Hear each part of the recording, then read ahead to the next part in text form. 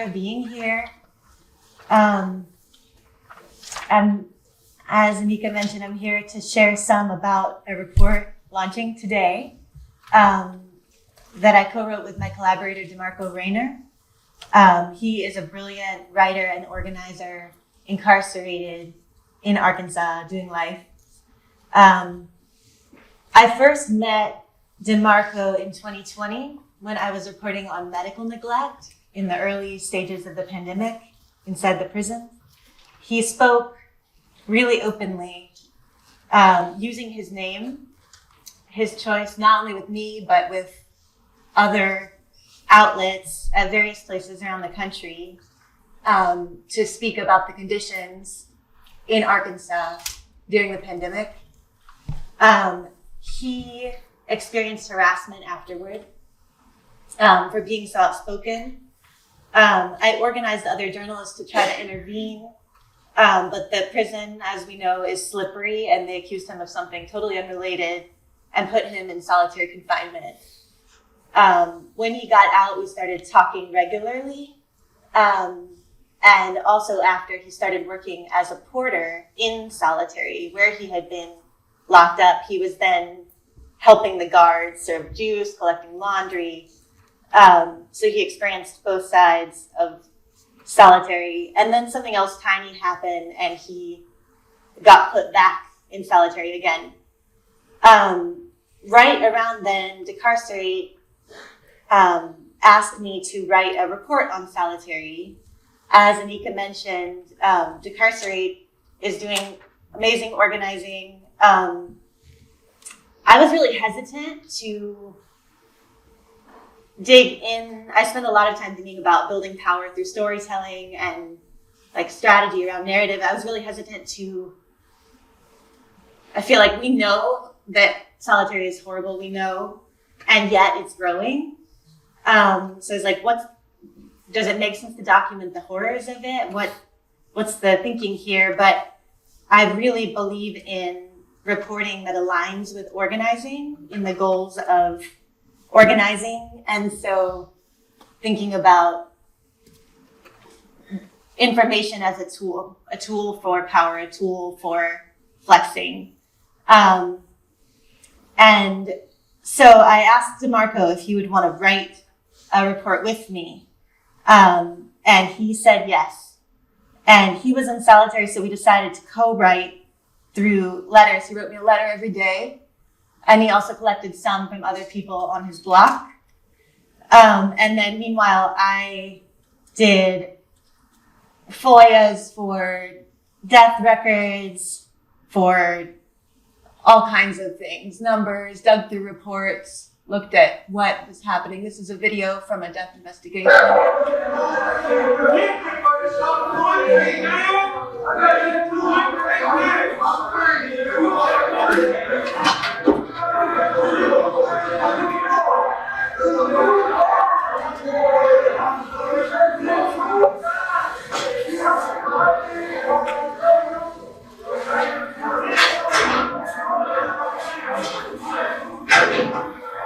Just to give you a sense of a cell, this is after a death in Arkansas.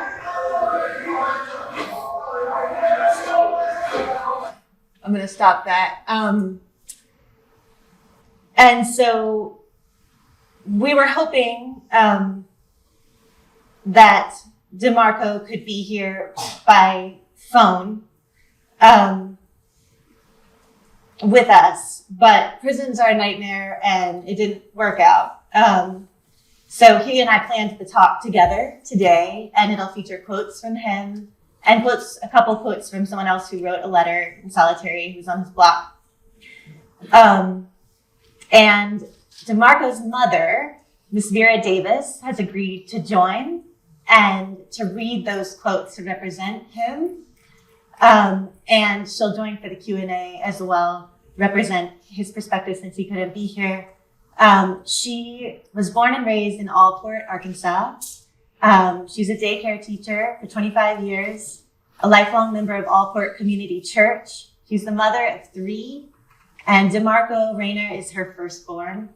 So I want to welcome Ms. Vera Davis to the stage.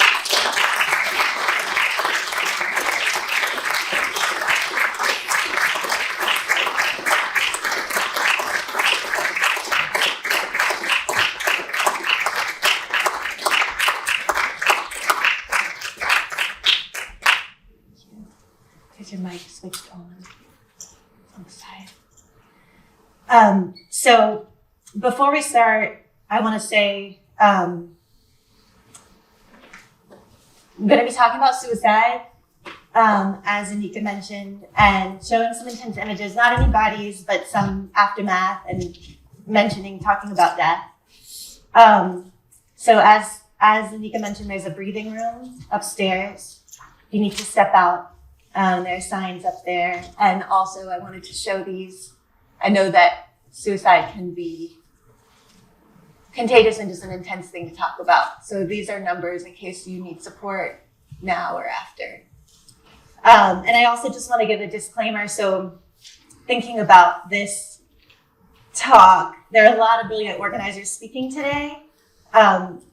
We're not going to be talking about strategy. Not going to be offering any brilliant ideas. But I hope that in sharing this information on Arkansas, Michael touched really brilliantly on organizing around solitary in California. We aren't there yet inside here. But yeah, I hope that in looking locally at what's happening, that it will be a useful tool for future organizing. And also thinking about the analysis from inside. I think all of that can guide us as we're thinking into the future. So without further ado, let's get started. So I'm going to kind of talk, and then Ms. Vera is going to read quotes when we get there. And then she'll share more in the Q&A. So some of this is going to loop back on what Michael talked about, but with an Arkansas focus. So what is solitary? Solitary confinement is not a term used by the Department of Corrections in Arkansas. Instead, they use terms like restricted housing, punitive housing or isolation, supermax. Inside, a lot of people call it the hold. But every context is slightly different. Some 1 hour outside the cell, a slit in the window or no window, or books, no books. But the definition that I'm using here is 22 hours or more every day without meaningful human contact. So solitary is often talked about as a human rights violation, and it is very much that. But we've seen, the horrors have been documented for so long, and it's going up, not down in the US. And so I think as organizers and people who care about this, we need to think about what's the role that solitary plays in prisons and society. I think first and foremost, it's a tool for repression that's integral to how prisons operate. So when nearly everything is taken away already, it's the final thing that can be taken is contact, the ability to move around, contact with other people. Really the only thing left after that is death. And even, the death penalty is something people get in Arkansas sentencing. The solitary is held over every person's head constantly. So I think it highlights the logic that the prison system is built on of punishment and control through fear, isolation, and breaking people down. And interrupting any kind of resistance, or trying to by taking people away and holding this over our heads. So one thing that DeMarco has really emphasized is how easy it is to land in solitary confinement once you're in prison. So the majority of people in solitary in most units, he says, are ages 19 to 35. You get to prison, there's no real orientation. And as Michael mentioned, if you just step outside the line, there's literally a yellow line. And if you get on the wrong side of it and a guard is frustrated, that can be a disciplinary. And so DeMarco says, all we have is people power, but with solitary, people's sense of power is broken right away. So here I've got, this is from the most recent quarterly report that's published, January to March of 2023 in Arkansas. So these are the disciplinary categories for people just who were put in, not already there, but were put in those 3 months. So it's 2,100 people. You can see there's violence, indecent exposure, a couple hundred, whatever. nearly 3,000 other violations. So what are those other violations? They are, I can't see them, but they're failure to obey order of staff is top. Battery is a couple hundred, but then if you look at these, almost all of them are highly subjective. There's insolence to a staff member, refusing a direct verbal order, out of place of assignment, creating unnecessary noise. So it adds up. And it's about control. So this is the number of people who are 21 or younger, 54, in Arkansas just during this 3 months. Serious mental illness is SMI. I think often we think of solitary as being, people who have lost touch with reality, and that is the case. And also there are tons of youngsters, the same amount here. And then I didn't put race up here, but it disproportionately impacts Black Arkansans, and also there are tons of white people in there. And I think that's important to note because racism is a tool, I think, to justify things, and then it impacts everybody poor, when we allow this dehumanization. So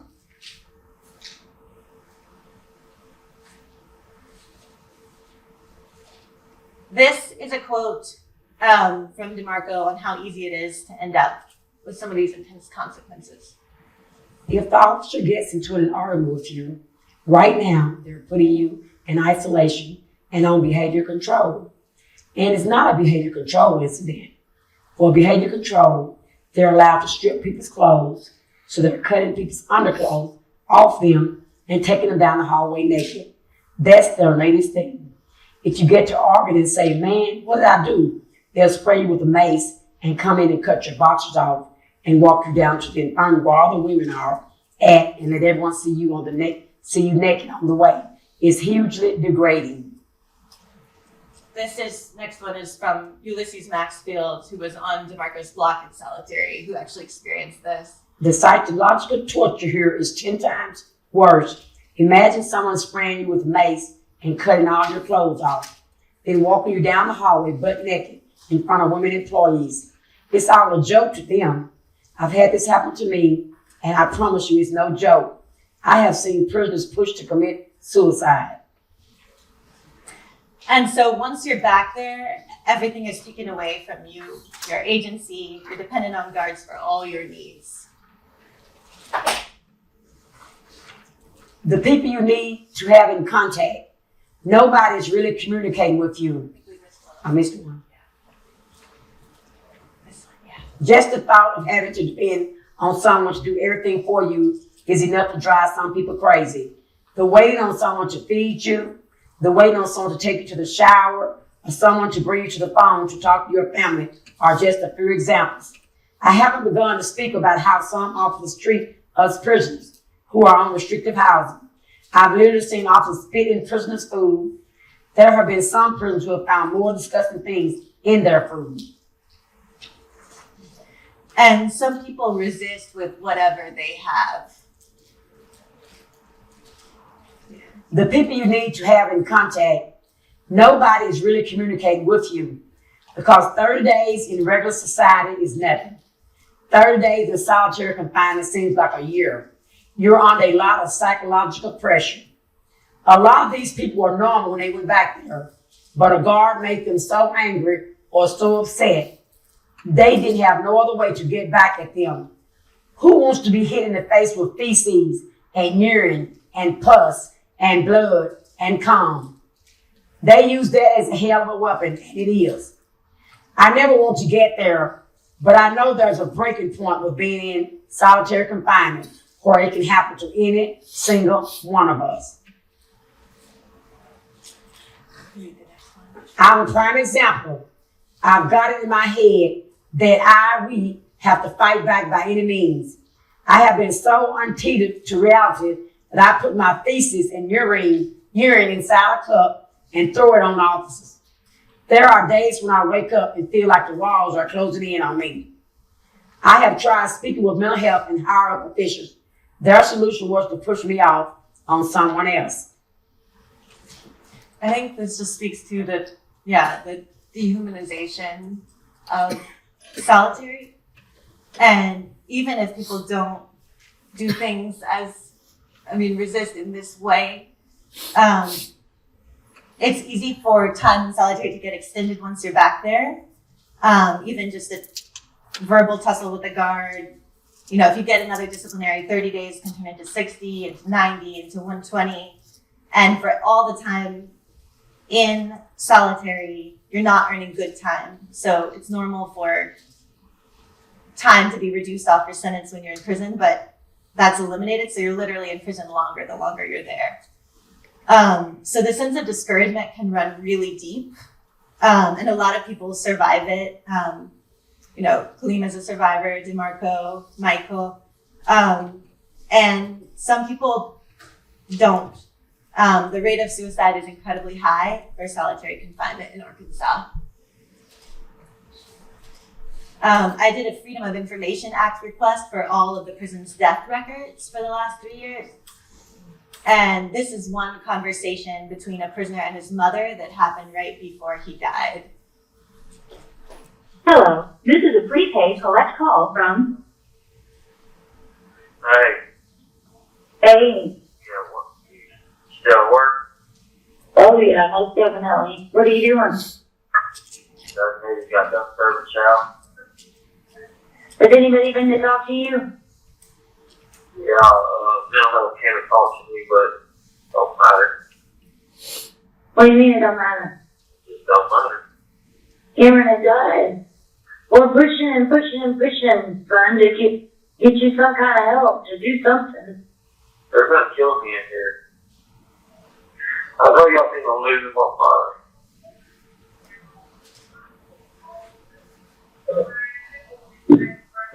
We're trying to get you out of there, son. We're trying.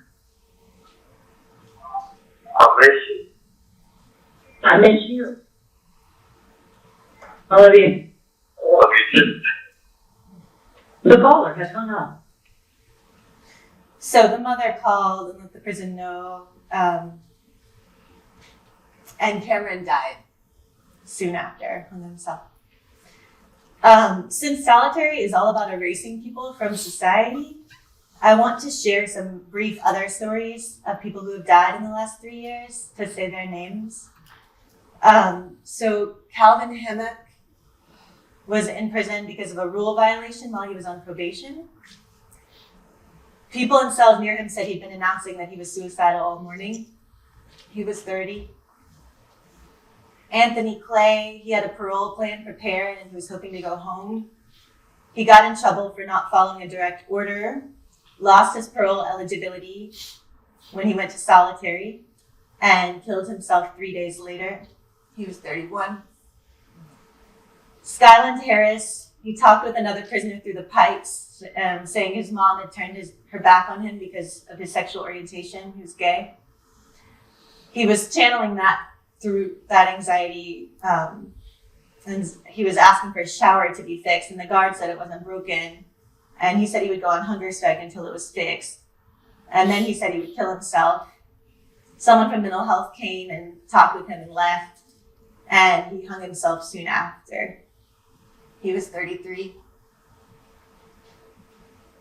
Rashawn Webb, a year ago this month, his friends say he was always cheerful and joking, and he had a talent for braiding and twisting people's hair. In the year before his death, guards gave him 4 disciplinary violations for failure to keep one's person or quartered. He had locks that he was proud of, and the ADC has a racist hair policy that doesn't allow for traditionally Black hairstyles. And guards put him in solitary on June 29th, and he hung himself there 9.5 weeks later. He was 28. While DeMarco was in solitary, he also witnessed someone hang themselves, Adam Green. Staff are supposed to come through every 30 minutes, do a round. They didn't come through for 5 hours, so he was hanging there.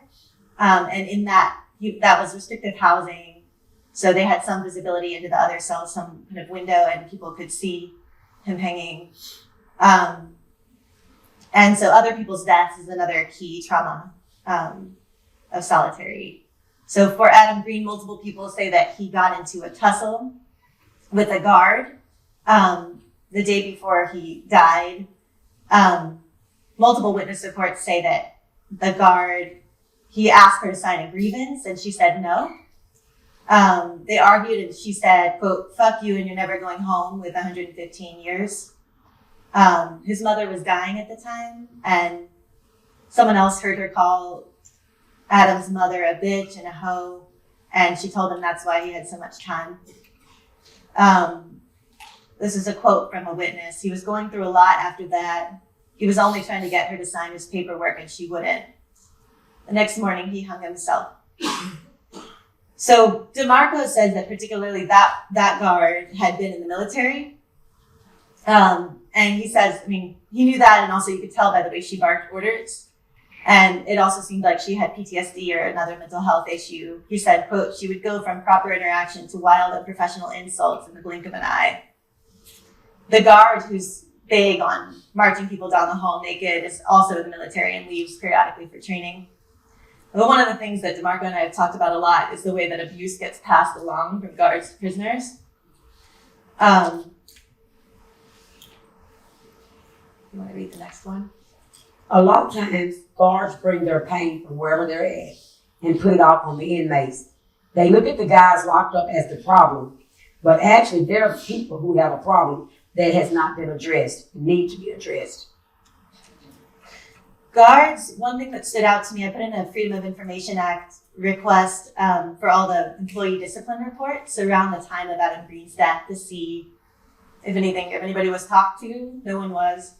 But one thing that stood out to me from looking through those is the way that guards are also receiving abuse at work a lot of the time that they then pass along to prisoners who were at their most vulnerable.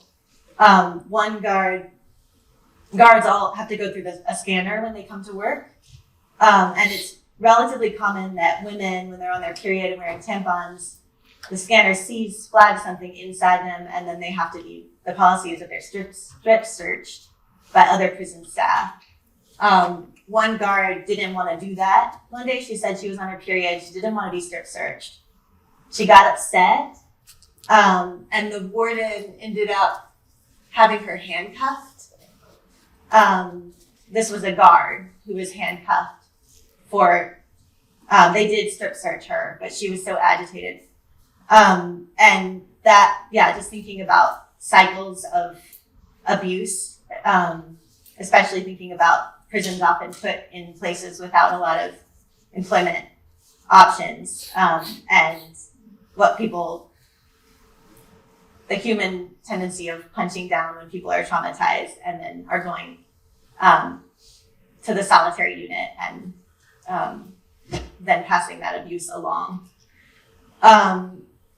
Another report showed that a guard blew the whistle on a coworker who was yelling at prisoners a lot, and the guard who blew the whistle was the one fired.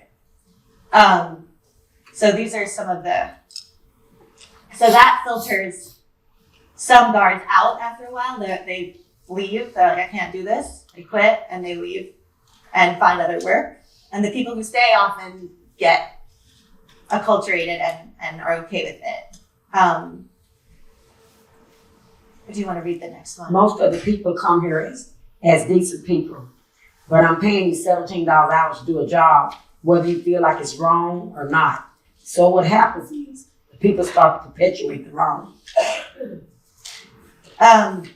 So some things can be blamed on protocol, like often guards are told to stretch like 5 gallons of orange juice across 300 people, for example, so no one gets enough juice.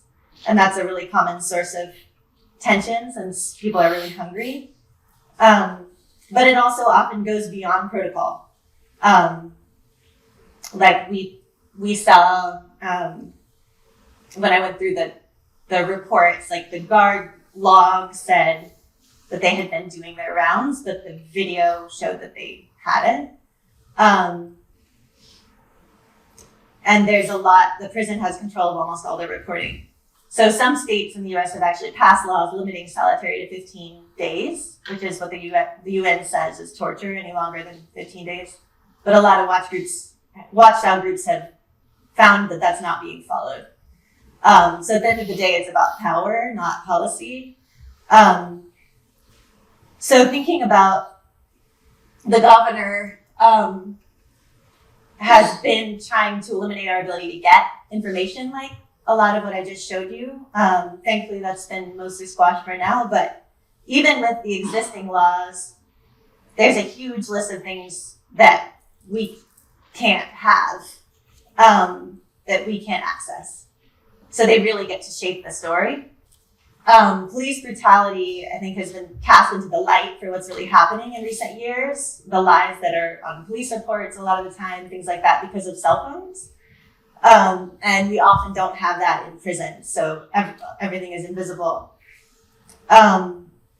One person's story can be written off, and so we've taken the strategy of multiple letters, multiple witness statements, multiple to validate perspectives of what's actually happening. So thinking about organizing in storytelling, the power in numbers, so collecting lots of narratives that validate each other about what's happening inside. So to wrap up, the current administration in Arkansas is pushing right now to expand prisons. It looks like a lot of it will be supermax style setups. I mean, one-person cells that are designed for isolation. So the stakes in Arkansas for organizing are higher than ever. For us on the outside, I think it's really important to think about the role that prison plays in all of our lives. And solitary, I think solitary can feel really far away. At least for me, I haven't been incarcerated. People I love have, but I've never been in solitary, and it can feel really far. But I think thinking about solitary is inside what keeps everyone in line. And prisons are what keep all of us in line. Thinking about, the massive expansion of prisons directly after the Black freedom struggle of the 50s to the 70s. Thinking about the tough on crime rhetoric we've seen pop up after the uprisings of 2020. I think that, so just thinking about what are the subtle ways that impacts our thinking. DeMarco has said, if anyone commits a felonious crime, you can go to prison. Once you're in prison, any small offense can lead you to solitary. And then once you're there, it can be hard to get back out. So it's not that far away. Do you want to read the next one? Prison is another name for slavery. Then you have the solitary confinement aspect of prison. That's a whole other level. It's a psychological weapon, and we know that a psychological weapon is more dangerous than any physical weapon, because the psychological weapon, all it has to do is produce a thought. Can we have one more minute? We're wrapping up. Yeah, I don't know. I'm sorry. Do you want to read the next one? It gives you pause to engage in certain things. Like previously, anything was rebelling against the system. I'm saying yes without even thinking about it. Solitary does make you hesitate because you know the conditions you're going to be under. Me personally, sometimes I'm still willing to sacrifice it, but you still have that pause. Like, man, are you ready to go through that again? I think prisons are easy not to think about. They're often in remote areas. We're asked kind of not to think about them. I think that they're the most explicit expression of how we think as a society about community, harm, repair, power, our shared humanity, and what happens to us if we step out of line. And I'm really wanting to think in light of this report and just thinking about solitary, how did the logics of punishment keep us all small?